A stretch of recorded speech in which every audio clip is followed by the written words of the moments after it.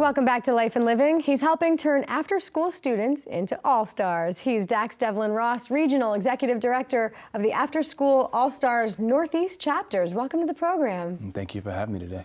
What is this program? What does it do?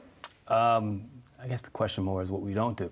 We work with young people specifically in what are considered Title I schools, and Title I schools across the United States are schools that serve at least 40% of the students who receive free or reduced lunch, which is the federal government's measure for low-income status in the country. But we provide after-school services, summer school services. We partner with these schools that we work within to do everything from career exploration to sports and health and nutrition to civic engagement to STEM, which is science, technology, engineering, math opportunities. Really, it's a way to connect young people who might not otherwise have opportunities to explore their passions and things that trigger some thoughts about what they want to do with their lives in the future. Specifically for this demographic that you're serving, why are those after-school hours so critical? Well, I mean, we could start with working parents. I mean, if we want to have a society in which families can provide a living and make sure that their young people have some place to be that's safe so that they can flourish. Obviously, that's one reason. Of course, we also know that the 3 to 6 hours are times in which crime often spikes. Particularly, we're looking at the age group that we serve, which is middle school, and a time of a young person's life when they're beginning to make some independent choices, and where their peer groups and who they decide to spend time with and be around is going to often be determinative of what happens for them in high school and beyond. And so here in New Jersey, you're located in Newark, Patterson, potentially opening one in Camden. You said it's a done deal. So I'm speaking with a lot of confidence right now. I mean, I think whenever you're opening up a new chapter, you want to do your due diligence. You want to find out, first of all, is there a need? You want to make sure that you enter every city that you enter with the right intention and with the right relationships and having had the right conversations. So that's where we are right now. But just to touch on your point, these students are coming from urban areas, so those 3 to 6 hours, that is the time when we see gang activity, right? We see increased crime rates, as you said. So we're keeping the kids off the streets at that time, and not only keeping them safe, but then all these other services that you were talking about. Can we talk about the physical fitness aspect of it? I know Michelle Obama got behind this and publicly supported the Sports as a Hook initiative. What is that? So Sports as a Hook is one of our 4 key national initiatives. We as a national organization. The idea is that we're trying to tackle some of the challenges that we find that young people across the country are faced with. Obesity, lack of activity, just the fact that a lot of young folks are not getting the number of hours per week of activity that is going to allow them to, again, to grow and to develop into healthy young people. So the Partnership for a Healthier America, which is Michelle Obama's nonprofit organization, has its Impact Award, and this past November we were awarded its annual Impact Award, which is a big deal for us, obviously, because it does represent a national organization of that stature, seeing the work that we're doing with young people, specifically around health and fitness, as being effective.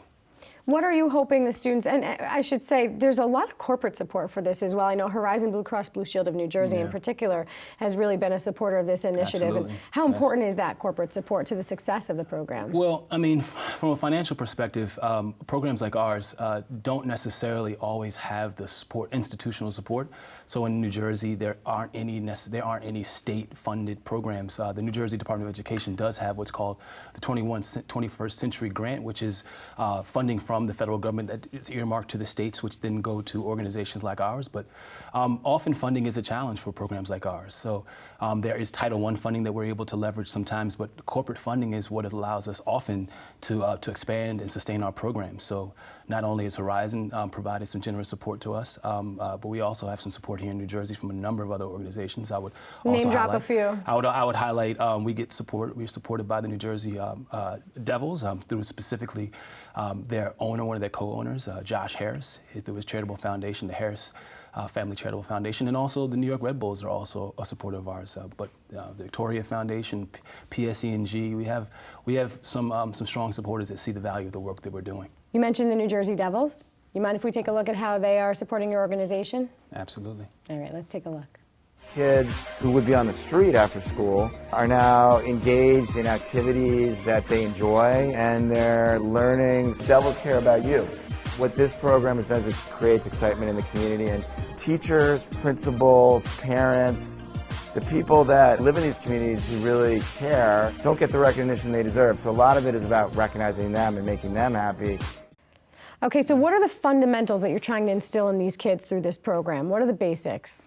So I think the basics are, we do try to have, there's an academic component. We do want to make sure that we're supporting and extending the day in terms of learning, in terms of connecting what's happening through their learning in math, reading, literacy, and of course science as well. So we do want to make sure that there's a foundation that we're providing some of that. But again, I think really developing healthy habits, that's a key component. And also learning to negotiate a 21st century workforce that's ultimately going to be one that they enter. That's a lot of soft skills that we're talking about, the ability to negotiate, the ability to work on teams, the ability to show up and be cooperative member of a group.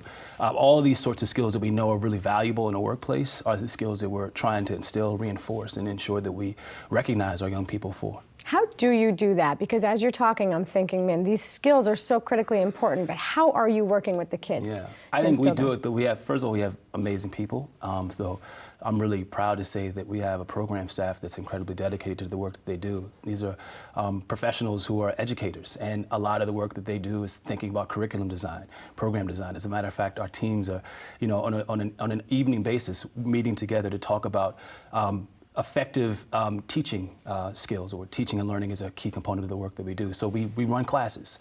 We have cooking classes. We have robotics classes. We have career exploration classes. So it is actually like a school experience insofar as these are clubs that students are in multiple times a week, and they're culminating events that happen at the end of a given term, so students are able to demonstrate the success of their work. So again, with the food, you're teaching healthy food choices, right? Yeah. With the activity, with the sports, you're teaching healthy lifestyle habits like keeping fit, filling the gaps where education fails in terms of not having enough gym time even. Oh yeah, it's a huge thing. I mean, that's just, space is always a challenge, and also, I mean, just space being obviously the challenge during the school day. When do you fit in time for health and fitness? But moreover, just the fact that a lot of the schools are overcrowded, so having enough gym time is always a challenge for schools and for students. Why has this been so rewarding for you personally? I tell people because I actually grew up having a lot of opportunity. I grew up in a family in which my parents could afford to put me on the soccer team. They could afford to put me on the basketball team. These weren't things I had to think about. I was able to have those sorts of connections from a very young age. So recognizing the value that it's placed in my life in terms of setting me up to be sitting in this chair right now. And also, it's often undervalued, I think, in terms of the out-of-school time space. People were on teams when they grew up, so they know what it's like to be on a team and to be part of a group, and that's what I try to make sure that we're able to produce and provide for our students. And I think you are doing exactly that. Dax-Devlon Ross, Regional Executive Director, After School All-Stars Northeast Chapters. Thank you so much. Absolutely. Thank you for having me. Thank you. What a great way to end it. Life and Living has been a production of the Caucus Educational Corporation, celebrating over 25 years of broadcast excellence. Funding for this edition of Life and Living with Joanna Gagis has been provided by Horizon Blue Cross Blue Shield of New Jersey, Seton Hall University, ADP, Hackensack Meridian Health, Hackensack University Medical Center Foundation, the Russell Berry Foundation, and by Gary's Wine and Marketplace. Additional support provided by Melandre Salon and Sulis Spa. Look beautiful, feel beautiful. Life and Living with Joanna Gagis has been produced in partnership with TriStar Studios.